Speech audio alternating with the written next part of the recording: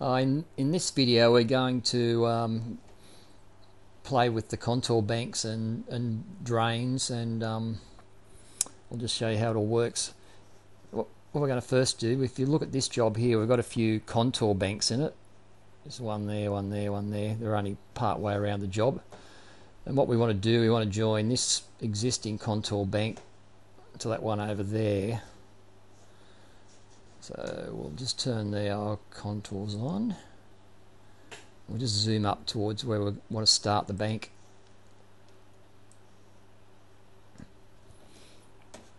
Right, so there's our existing one, and we're going to we'll start just down here, and then we'll join it. We'll back join it later when we've in there a bit. So go to the bank menu. And click on insert contour. It's insert contour bank.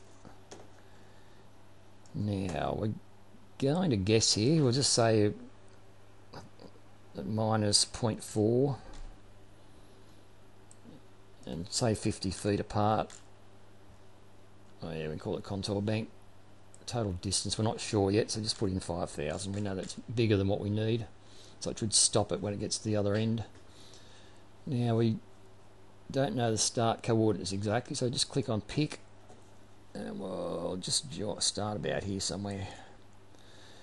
Now we need to tell it the initial direction it runs, so click on pick there, and left click, and move, so it's roughly going to start and go that direction.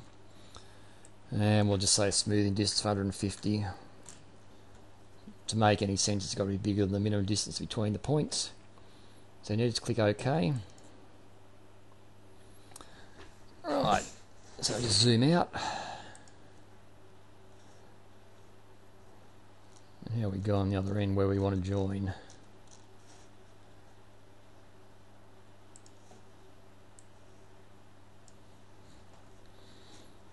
It's not too far off, it's just a bit low there. So go back to insert contour. It remembers the parameters we used the last time. So as long as until you close the job and you're doing a contour bank, these things will pop up, so we can play with them until we get it right. Let's try 0.35.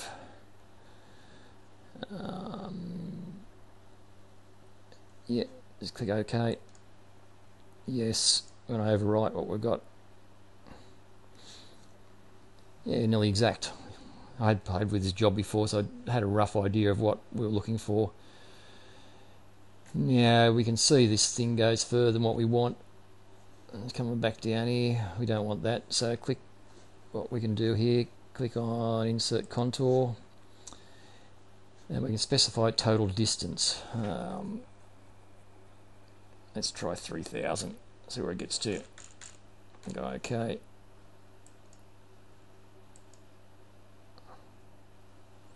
Yeah, again, I have played with this before, but alright, so it's pretty close. Sort of come around there.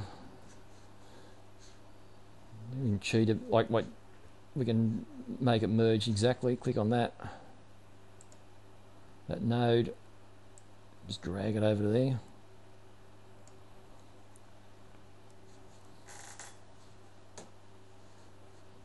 Now what you'll see, that's white there, it hasn't got any contours in there. What this will be in the profile. The profile hasn't been defined right to the end, it was defined to there. But so we'll click on, go to drain now. Click on profile. You can see it's come down here, it's just not quite at the end. Now what we're going to do here, well, this is when it ran the bank, it guessed a profile for us. Now we know what profile went better than the computer, so we'll make up our own. We don't need the points that close together, so make that 50 in there, 50 feet. We don't need a minimum depth. Our preferred depth can be 0. Now the minimum grade, now we know the grade was minus 0.35. I'm going to do here, I'm going to put in minus 0.3, minus 0.4, and just click run. I think I might even make the distance greater than 50, make that say 100. Run. We're going to even put some smoothing on that. Again, the smooth distance has got to be greater than the distance between the points, so 300.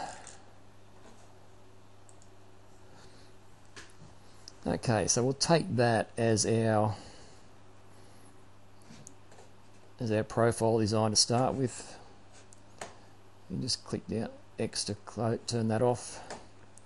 Hit recalculate.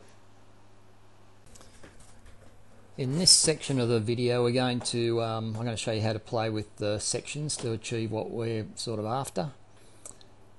So we've had a look at the profile. Now we go click sections. So click on sections.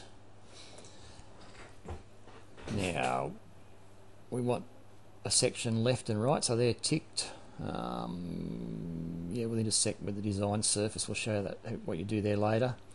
Now we're going to specify the design as a table. Like here, we can just put in as a box drain. It'll just work as it is. But here we want to include a table. So click on include table, and on the left, we'll start at depth of 0. Oh, sorry, offset at 0 and a height of 0. So it's lying along that profile we've designed in the profile section. And so we're at 10 feet to the left, and we're still at a height 0. So you look up there, that's at 0, so it's gone out at 10 feet, then it batters. And do on the right hand side, so we've got an offset of 0, a height of 0. And we're going 20 feet to the right, and we're at 4 feet, and 40 feet to the right, goes back to 0.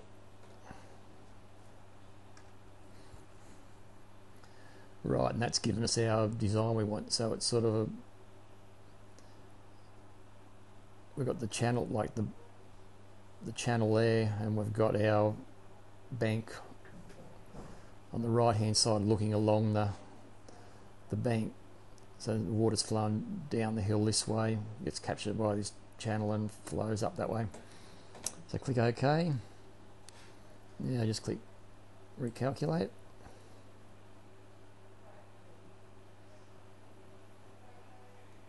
Now this is it. We'll zoom up part of this to see what we're looking at here.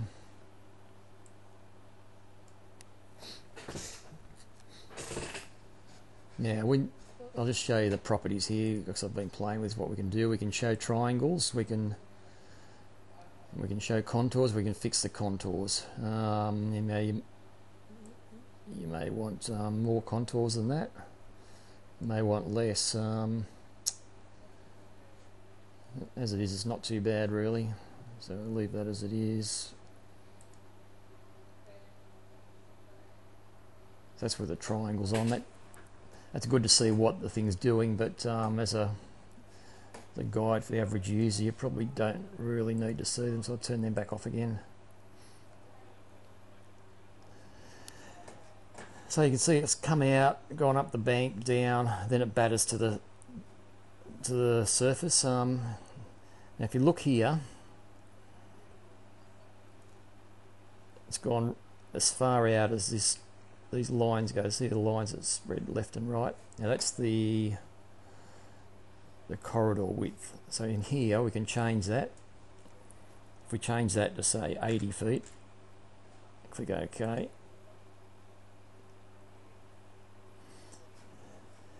Yeah, and what the program does, if it can't intersect within the corridor distance, it'll truncate it.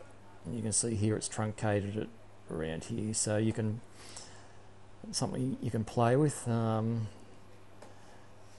if you make the corridor width too large, so make it 200, Go okay.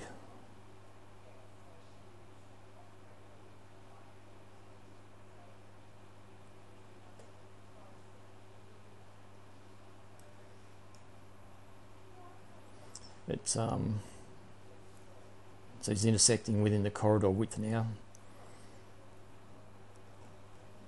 Generally, I suggest you make the corridor width just large enough to fit your design in. Now, if we have a look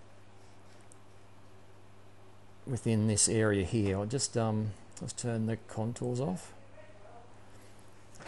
Now you can see these dotted lines. That's the sections the bank's made up. Now here we're specified a corridor width of 200 feet. If you looked at here, if you went to 90 degrees, you'd be coming across this way, and that'd be coming across that way, and everything would intersect. So what it does, it changes the angle of these so they don't intersect. So you've got from there to there, all the angles. Oh, they're not too bad at 90 there. That's 90. But in here, you'll see it's not 90. It's to force a solution that's not overlapping all the way around. But you can play with that to figure out what you prefer. I'll change it back to 60.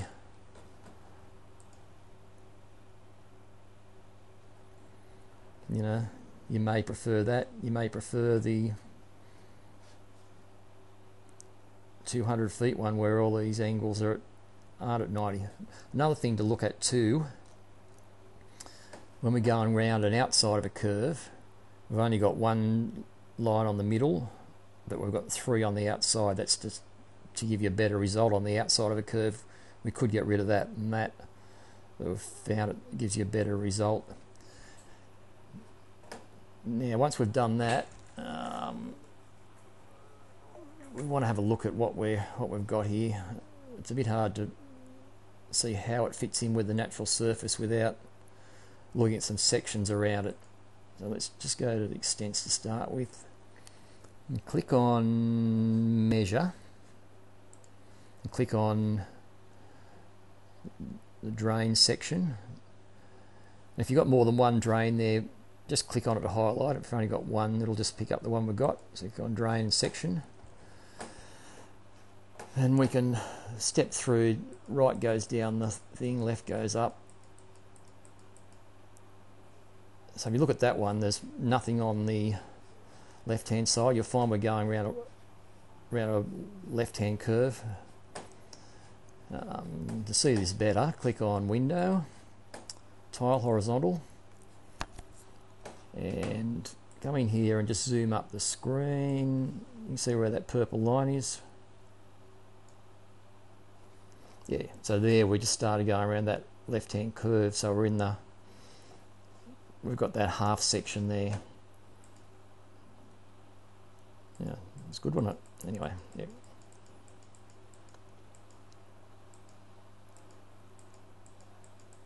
So you can see what it's doing there. Now, if you look at the earthworks here, if you've got a lot of earth to get rid of, this is a great solution because you're not cutting much out, you're filling a lot in. But in this case, we haven't. We sort of want to balance the cut and fill. If you click back on drain and just left, a lot of these things aren't highlighted because this view is active. So just click on the plan view. Now click on volumes. Just do an on-screen summary. Click OK.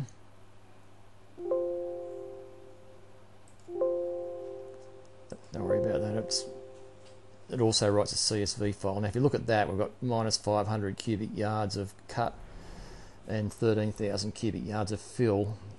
So we want to drop the whole thing. Just click OK there. Go back into the profile. So click on drain, profile. Now here, it's got some smarts. We can move this up and down. You know, so if you want to say move it down a 100 mils, you click on up down and a dialog comes up You put in minus 0.1 there, or oh, sorry, 0.1 of a foot, and that would drop it 0.1 of a foot. What we're going to do, we'll just go to, we've got a button here that just says balance. We might as well let the computer figure it out, eh? So just click on balance. Like, there's the volumes there. So click on balance. It just goes through and does some calcs. It takes a little while. So just be patient. Runs through it about 3 times.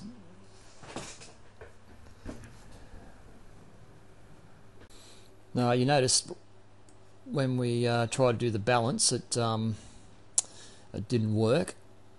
And what was happening, I just had a bit of a brain fade. But if you go back into properties, now there's a cut fill ratio. And I'm going to, that was set at, for some reason that was set at 0. Now normally you have set that to sort of like 120% or 150%. Because like when you cut dirt out, and then when you put it back in, you compress it with your heavy machinery, so you get a 120% more cut than you actually get fill. So we'll just set that. Click OK. Now go back into the profile and click on balance. And just let it run its thing.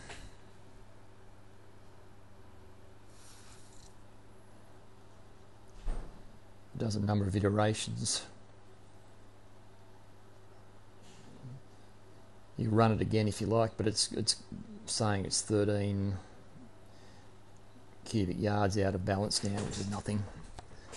Alright, so we come back in here and click in here, click recalculate. Now I'll just get rid of this. Make this full screen. Let's have a look at what you've got. Make sure you're happy with it.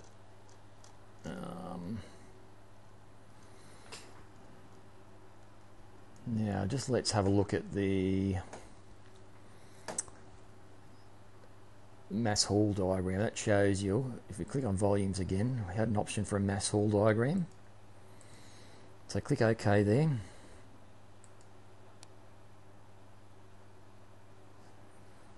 I'll just call it export.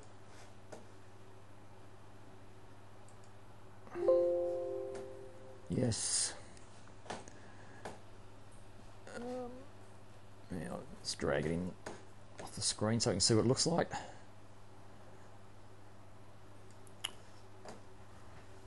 Right, so there you've got your, if you look at that, that's your cut and fill as you go along. Your cuts above the line, your fills below the line.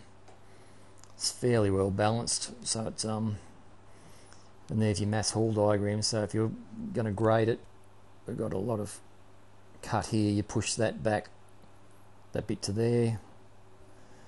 You might have to push a lot of this back into here.